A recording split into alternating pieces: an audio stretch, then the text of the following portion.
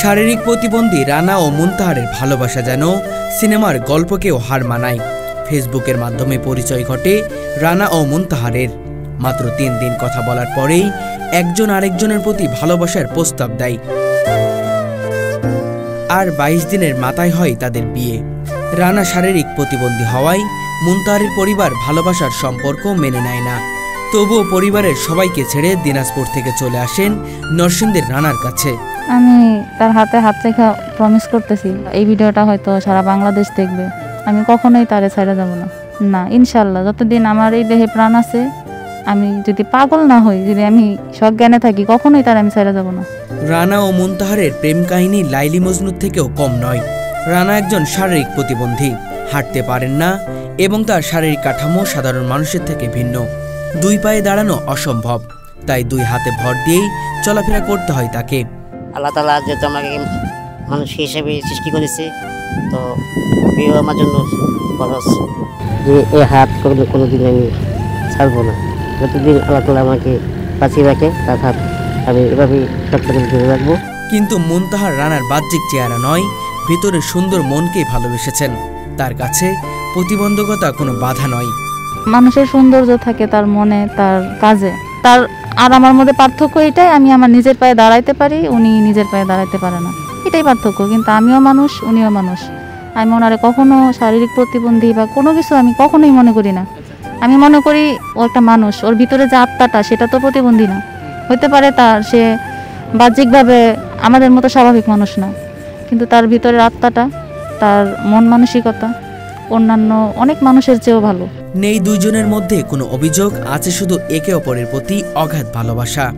দুইজনই প্রতিশ্রুতিবদ্ধ যে কখনো একে অপরের ছেড়ে যাবেন না। তারা মনে করেন অনেক কষ্টের পর একে অপরের পাওয়া, তাই এই সম্পর্কের মূল্য তাদের কাছে অমূল্য। সুন্দর তো এখন মানুষ থাকতেই পারে, তো সুন্দর থাকতে হবে না, তার সুন্দর মন থাকতে হবে। তো আমার জীবনসঙ্গী সেই সুন্দর মন আছে এবং সে খুবই সুন্দরী দেখতে। আমার মতো মানুষের এরকম সুন্দর জীবনসঙ্গী পাওয়া এটা অবিশ্বাস্য এবং অকল্পনীয় ব্যাপার। তাদের ভালোবাসা শুধু কথাই সীমাবদ্ধ নয়, জীবনের প্রতিটি মুহূর্তে আছে একে অপরের প্রতি যত্ন। খাবার খাওয়ানো থেকে গোসল করানো সবকিছুই নিজের হাতে করেন মুনতাহার। রানাও সমানভাবে কেয়ারিং, স্নেহময় ও সহানুভূতিশীল। পরিবারের সবাইকে ছেড়ে আসা মুনতাহার কখনোই একাকিত্ব অনুভব করেন না, কারণ রানা তার প্রতিটি মুহূর্ত ভালোবাসা দিয়ে ভরিয়ে রাখেন। আলহামদুলিল্লাহ, সব দিক থেকে আমি তার সাথে অনেক সুখে আছি, খুশিতে আছি। এবং আমার মনে হয় যে উনি মানুষ হিসাবে অনেক ভালো। হয়তো এমন মানুষ পেতাম যে হয়তো কর্মজীবনে সফল বা শিক্ষিত, সুদর্শন পাইতাম, কিন্তু এরকম ভালো মনের মানুষ হয়তো আমি পাইতাম না, আমার মনে হয়।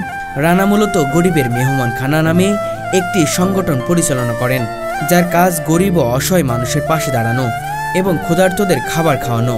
হঠাৎ একদিন ফেসবুকে এই সংগঠনের ভিডিও চোখে পড়েন মুনতাহারের। প্রথম দেখাতেই রানার মানবিক মন ও ব্যক্তিত্বে মুগ্ধ হন তিনি এবং আর্থিক সহযোগিতা নিয়ে এগিয়ে আসেন। সেই সহযোগিতার সূত্রেই শুরু হয় তাদের প্রেম, যা মাত্র 3 দিনে মাথায় গড়ায় ভালোবাসায় এবং 22 দিনে মাথায় পরিণত হয় বিবাহে। আমাদের সম্পর্ক মোট 22 দিনের। আর এই 22 দিনে আমরা শুধু বিয়ে নিয়ে পরিকল্পনা করছি। সম্পর্ক, উনি মানবিক কাজ করে, গরিবের মেহমানখানা চালায়। তো এর একটা ভিডিও দেখছিলাম ফেসবুকে, দেখার পরে একটা প্রতিবেদন দেখার পরে আমি ওনারে নক করছি। তারপরে ওনার কাজ নিয়ে, মানবিক কাজ নিয়ে কথা বলতে বলতে আমার তার সম্পর্কে জানার একটা আগ্রহ তৈরি হলো, যে উনি কীরকমভাবে চলাফেরা করে, তার জীবনযাপন কীরকম, এই বিষয়ে আলাপ আলোচনা করতে করতে একসময় তার প্রতি আমার মায়া লাগে। এই মায়া লাগা থেকে তারপর আস্তে আস্তে সিদ্ধান্ত নিই যে আমরা একসাথে থাকলে ভালো হয়। আমি আমার দিক থেকে এইভাবে চিন্তা করছি যে তার সাথে যদি আমার বিয়ে হয়, হয়তো আমার মাধ্যমে তার জীবনটা আরেকটু সুন্দর হইতে পারে। মাহফুজুর রহমান রানা বিশ্বাস করেন জন্ম, মৃত্যু, বিবাহ আল্লাহর হাতে। তার মতে সুন্দর হলেই যে সে সুন্দর মানুষ নয়, মনের দিক থেকে যে সুন্দর সেই প্রকৃত মানুষও সুন্দর। আমি কখনো ভাবিনি আমার জীবনে এমন সুন্দর মনের মানুষ পাব। তিনি মনে করেন পৃথিবীতে যদি কোনো সুখী মানুষ থাকেন তবে তা নিজেই, কারণ মাত্র 22 দিনে ভালোবাসা থেকে বিয়ে এটা সহজ নয়, কিন্তু ভালোবাসা সময়ের হিসাব মানে না। মুনতাহার মনে করেন মহান আল্লাহর সৃষ্টি সবই সুন্দর। রানাকে প্রথম দেখেই তার মনে হয়েছিল এই মানুষটি তার জীবনের সঙ্গী হওয়ার যোগ্য। আমি চাইলে হয়তো সুদর্শন পুরুষ পেতাম, কিন্তু এত সুন্দর মনের মানুষ পেতাম না। অত্যন্ত ভালো মনের মানুষ, এতটা ভালো হয়তো আমি কি ভাষায় প্রকাশ করব, আমি এটা মানে প্রকাশ করার মতো আমি ভাষা আমার জানা নাই। অনেক ভালো। রানাকে পাওয়ার জন্য অনেক বুঝিয়ে পরিবারকে রাজি করানোর চেষ্টা করলেও শেষ পর্যন্ত পরিবার মেনে নেয়নি। আমার পরিবার প্রথমে জানতো না, যেমন পরিবারের সাথে আমি আলোচনা করছিলাম, কিন্তু আমি ওর এই শারীরিক বিষয়টা আলোচনা করি নাই। পরে আমার পরিবার ওরা দেখতে চাইছিল, কিন্তু পরবর্তীতে যখন তারা জানতে পারছে যে তার এমন শারীরিক অবস্থা, তখন তারা টোটালি না করে দিছে। অনেক বুঝাইছি, অনেক কান্নাকাটি করছি, কিন্তু কোনোভাবে বুঝাইতে পারিনি।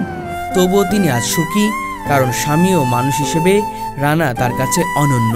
তার প্রতি আমার কোনো অভিযোগ নাই, তার সাথে আমি সম্পূর্ণরূপে আলহামদুলিল্লাহ ভালো আছি। আজ তারা সুখী আছে, তবে অর্থনৈতিক কষ্টে দিন কাটাচ্ছে। রানা চান কিছু আয় করে প্রিয় স্ত্রীকে একটি স্বচ্ছ জীবন উপহার দিতে। তাদের গল্প প্রমাণ করে শারীরিক সৌন্দর্য নয়, প্রকৃত ভালোবাসার জন্ম নেয় দুইটি পবিত্র মন থেকে। দেখা যায় যে আমাদের সমাজে কত ছেলেরা বউরে নির্যাতন করে যৌতুকের জন্য, বা বিভিন্ন উপায়ে এখন নারী নির্যাতন হইতেছে অহরহ, কিন্তু সেই দিক থেকে আমি পুরোপুরি সেফ। ও কখনো মানে আমি বুঝাইতে পারবো না, ও আমার অনেক ভালোবাসে, অনেক কেয়ার করে সব বিষয়ে।